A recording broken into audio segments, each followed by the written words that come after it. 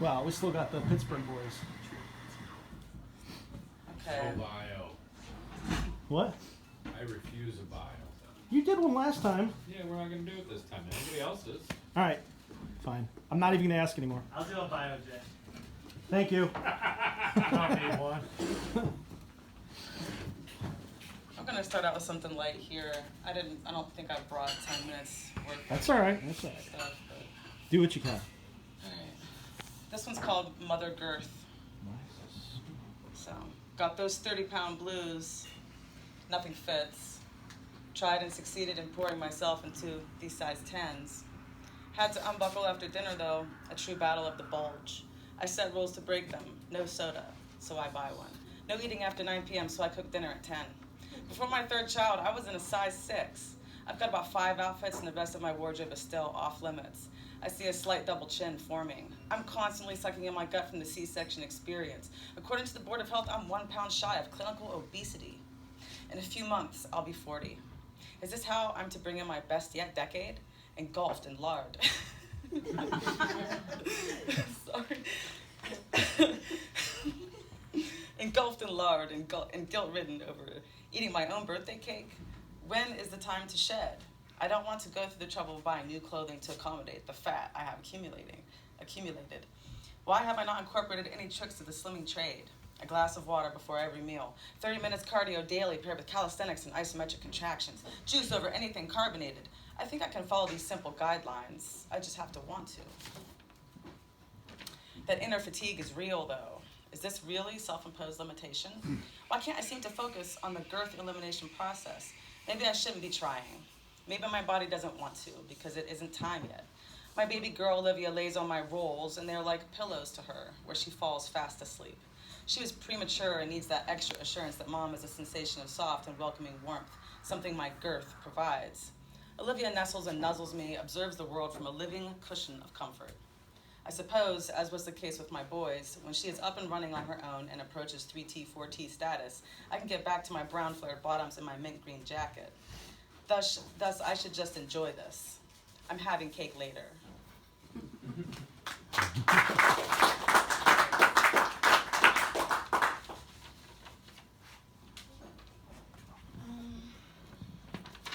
I did write something I was going to bring, read it, but I think that it's not appropriate.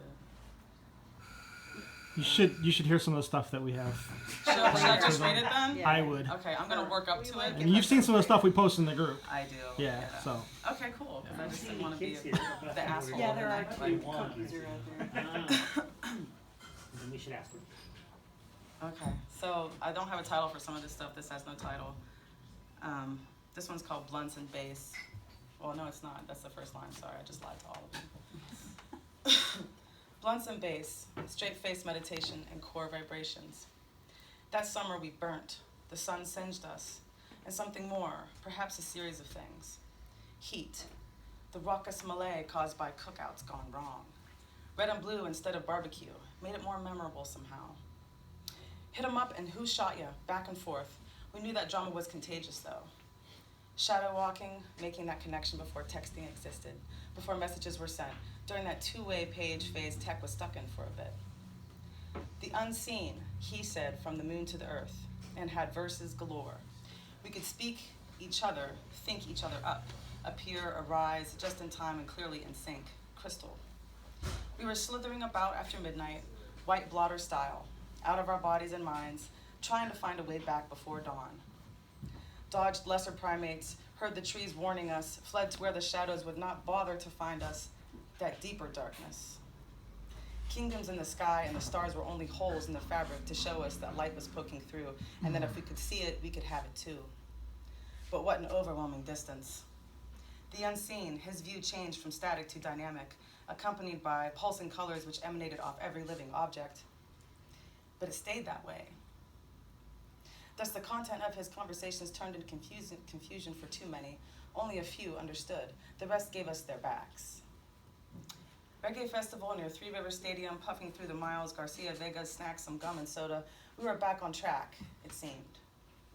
Beats and freestyles, mixtapes, the search for an actual studio. The sun rose and set, sweat poured from work, from sessions, but everyone could see. The unseen just wasn't the same. Our dreams, like his vision, changed. We fanned the spark of destruction, doubt, and soon learned what tragedy felt like. Potential altered to less than, reduced by the decision to dabble in that which he was warned against. Devil's Haircut played one too many times. Walnut Street haunting. The doors were wide open every morning before we rose. No one else would bless the house, so we bought the sage and oil. Isolation. Friends showed up with ill intent. Enemies told the truth and held the door. The severity of sabotage was beyond ruthless. My name became equated with voodoo, spells. Oh, she's touched. Yeah, maybe, but with what? We were burning with ideas and energy, tourists of the psychedelic lifestyle, a little detour from the words and rhythm quest. I was not left with a permanent reminder, but the unseen was, so I took the blame, and up in flames we stayed. Actualized plots for revenge by his family and friends left me with nerve damage and on occasion vertigo, chronicled the experience and offered it up in the form of smoke, but we were burning the whole time.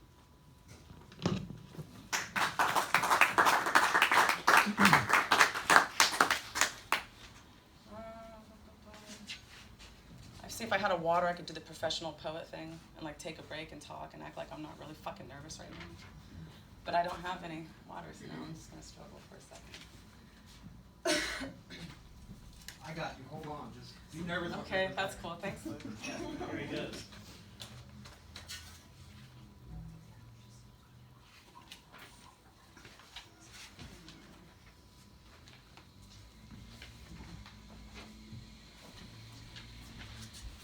Think slow. Look at that.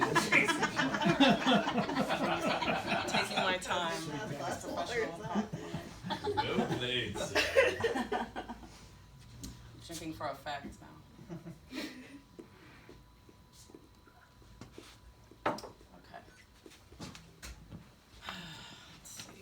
This one also doesn't have a title, and it's a new piece also. I still feel like I have to go over here, kind of. Sorry, I can't see it. Okay.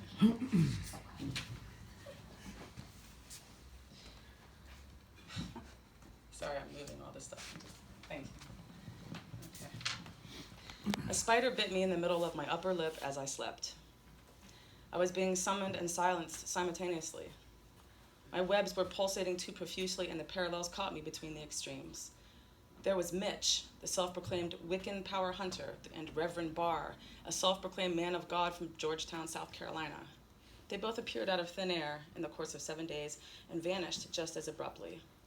Neither sought Eros entanglement. They requested I direct my energy towards their cosmology, intent, quest, and life. I remained mostly mum, but stunned by the synchronicity of such appearances from utter strangers, literal messengers, instruments of fate. It was as though the universe was asking me to choose paths, but not in the classic ideological differences between the faiths of Wiccan and Christian. It was discerning the difference between promise or a foreboding feeling, a hope or a threat. 6 days passed, and on the 7th, I rose to find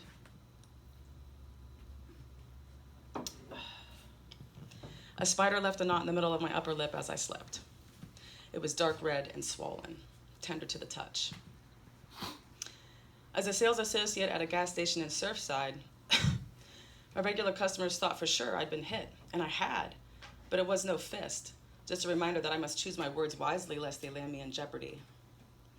During a conversation with Mitch, he explained that I could use my inner workings as a way to further personal power, to manipulate the natural order, elements, currents, all to satisfy my desires of any sort. The preacher, however, urged me to let my inner workings go. Only I have the key, he said, and God awaits me to unlock and unleash, to send it up high. Inner workings, let me clarify. The Geist within, the massive stores of spiritual energy, the subconscious surge of connection, reception, the soul in an active and engaging state.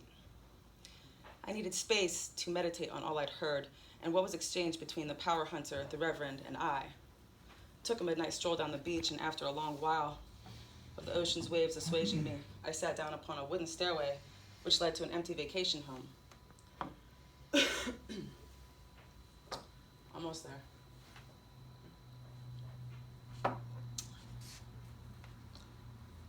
A spider wove an ornate web right next to the left side of my head so that when I turned, I almost wore a veil of silk.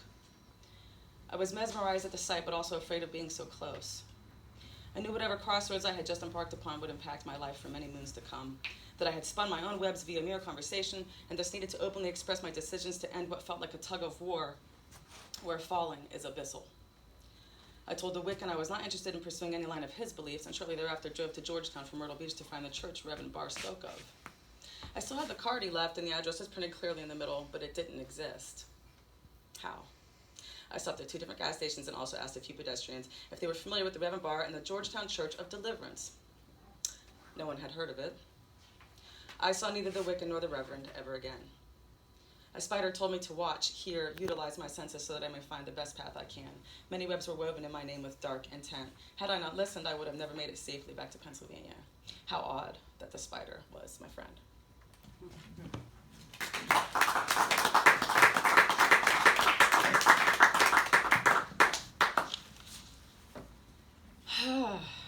Okay. Yeah, I don't know if I can read this one yet. I should ask someone else to read it. I have a little short from Emily Dickinson. Okay. I never saw a moor. I never saw the sea. Yet know I how the heather looks, and what a billow be. I never spoke with God, nor visited in heaven. Yes, certain am I of the spot, as if the checks were given.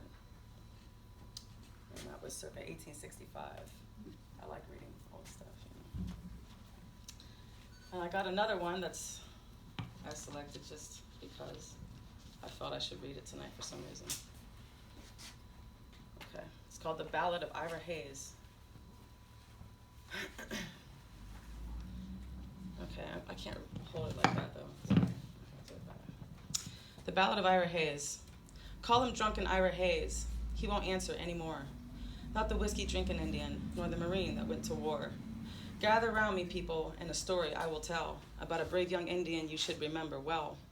From the tribe of Pima Indians, the proud and peaceful band who farmed the Phoenix Valley in Arizona land. Down their ditches for 1,000 years that sparkling water rushed, till the white man stole the water rights and the running water hushed. Now Ira's folks were hungry and their farm grew crops of weed. When war came, Ira volunteered and forgot the white man's greed. Call him drunken Ira Hayes, he won't answer anymore. Not the whiskey-drinking Indian, nor the Marine that went to war. Well, they started up Iwo Jima Hill, 250 men, but only 27 lived to walk back down again. And when that fight was over and Old Glory raised, among the men who held it high was the Indian Ira Hayes. Call him drunken Ira Hayes, he won't answer anymore. Not the whiskey-drinking Indian, nor the Marine that went to war. Ira Hayes returned a hero, celebrated through this land. He was wined and speeched and honored, and everybody shook his hand. But he was just a Pima Indian, no water, no crops, no chance. At home, nobody cared what Ira done, and when do the Indians dance. Call him drunken Ira Hayes, he won't answer anymore. Not the whiskey-drinking Indian, nor the Marine that went to war. Then Ira started drinking hard. Jail often was his home. They let him raise the flag there and lower it as you'd throw a dog a bone. He died drunk early one morning, alone in this land he'd fought to save. 2 inches of water in a lonely ditch was the grave for Ira Hayes. Call him drunken Ira Hayes, he won't answer anymore. Not the whiskey-drinking Indian nor the Marine that went to war. Let's call him drunken Ira Hayes, but his lands, they're still as dry, and his ghost is a lion thirsty in the ditch where Ira died. Thank you.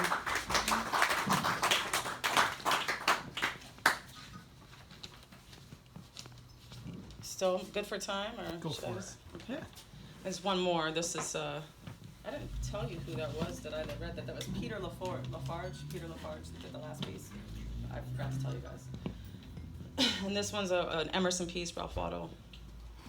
It's called The Mountain and the Squirrel. The mountain and the squirrel had a quarrel, and the former called the latter little prig. Bun replied, "You are doubtless very big, but all sorts of things and weather must be taken in together to make up a year in a sphere, and I think it no disgrace to occupy my place. If I'm not so large as you, you are not so small as I, and not half so spry. I'll not deny you make a very pretty squirrel track. Talents differ, all is well and wisely put. If I cannot carry forest on my back, neither can you crack a nut." And that was the end of that one. And I think that's it for me tonight. I don't know. I can't do this last piece. So, thank you everybody for listening.